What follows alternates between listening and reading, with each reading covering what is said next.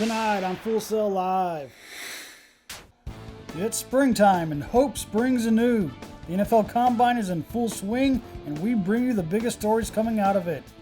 Also, what would the world of sports be if we didn't talk about spring training baseball and what the game will look like this year? All this and more tonight on Full Sail Live. Welcome in to Full Sail Live. I'm Adam Fernandez, wishing everyone a pleasant evening. We start the day at the NFL Combine in Indianapolis, Indiana, at Lucas Oil Stadium, where all the biggest quarterback prospects were out there throwing today, except the biggest one, or the smallest one. Bryce Young has been receiving criticism for his size, as at the Combine, he came in at only 5'10 and 204 pounds. This would make him the smallest quarterback in the NFL since Kyler Murray. But Young doesn't seem to be bothered by this criticism.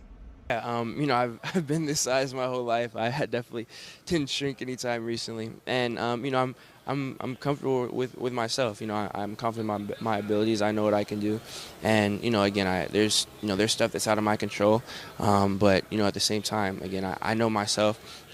I feel like I played at a in the highest conference in the college level, and I think that's prepared me. So I'm super excited for this next challenge. Obviously, it's going to take a lot of hard work, but it's something I'm ready for and I'm excited for.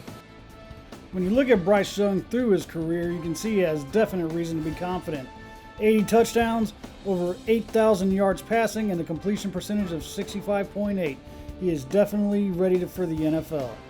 Sticking on the gridiron, but the XFL is not in its offseason. Quite the contrary, in fact. Exciting chaos has been a term used to describe the first 2 weeks of the season. But the league has had no bigger agent of chaos than Quinton Dormady, the third-string quarterback for the last-place Orlando Guardians, was released by the team the other day, on Thursday, for allegedly selling the team's playbooks to the opposition. The XFL has since reinstated Dormady as a reserve, pending further investigation. The saying in baseball every March is that hope springs anew.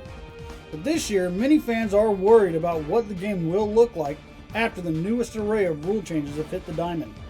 Bigger bases, a ban on defensive shifts, and a pitch clock. Oh my. And for more on that, we bring in our St. Louis Cardinals baseball insider, Sean Fernandez. Sean, how are you doing tonight? I'm good, man. Thanks for having me on. Yeah, thank you for being here. Now, first off, and probably before we get into the Cardinals stuff, I want to start talking about the new rules. And we have the new rules. We have a pitch clock, a ban on the shift, bigger bases. What is your take on the rule changes, and what are the players feeling about them? Yeah, so first, I think that it's important to really talk about why these rules are in place, right? I think the MLB has seen a drop in viewership over the past number of years. And really, this is to cater to those casual fans who don't want to sit through a 3.5, 4-hour baseball game by, number one, increasing or decreasing downtime, but also increasing offensive production from the teams as well, right? So I think that the larger bases and the ban on the shift, for the most part, is universally liked. I think there will always be some naysayers who are not a fan, but for the most part, I think it's a pretty positive thing. The pitch clock, though, seems to be the most controversial topic in all of this. There's a lot of people who love the pitch clock because it really picks up that pace of play. There's a lot of baseball traditionalists who don't like that because they really want to have the pitcher have time to think about things and really process the situation, right? We've certainly seen some players comment on it, like Max Scherzer yesterday, who got called on a pitch clock violation after he had pitched it, and the batter ended up hitting into a double play, and the double play got called back. And obviously, there was a bit of upsetness from Max Scherzer in that case. But it'll be interesting to see how that plays out throughout the rest of the year. So let's shift gears here just a little bit. Let's talk about the Cardinals. And they come into the season defending division champions, but many fans have shown some discontent with the front office for not making too many moves, even after John Mozeliak expressed that there would be some major spending. What is the team's plan going forward as far as being able to compete and win another division and hopefully another World Series?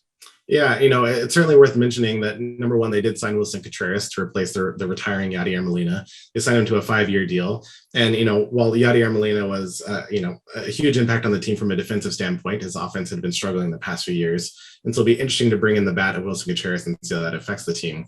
In addition, it's also worth mentioning that Nolan Arenado waived his opt-out clause at the end of last year, meaning that he'll be with the team for another 5 years. Again, a huge offensive standpoint there. But other than that, not much has changed with the team, as you mentioned. And so what I think the Cardinals' plan here is to really rely on their depth and a lot of their younger talent, right? We're looking at people like Mason Wynn, Jordan Walker, even Brendan Donovan, who still had a major impact last season, and to really see how those guys do this year and really help carry them down the stretch. Yeah, all right. Well, sounds good to me, and I can't wait for the regular season to kick off. Sean, once again, thank you for coming on the show, and we'll talk to you again soon. Awesome. Thank you so much. Thank you. Coming up on Full Sail Live, we go back to Lucas Oil Field and the Combine to discuss a curious injury to an offensive tackle that may have set his draft stock back a few rounds. Stay tuned.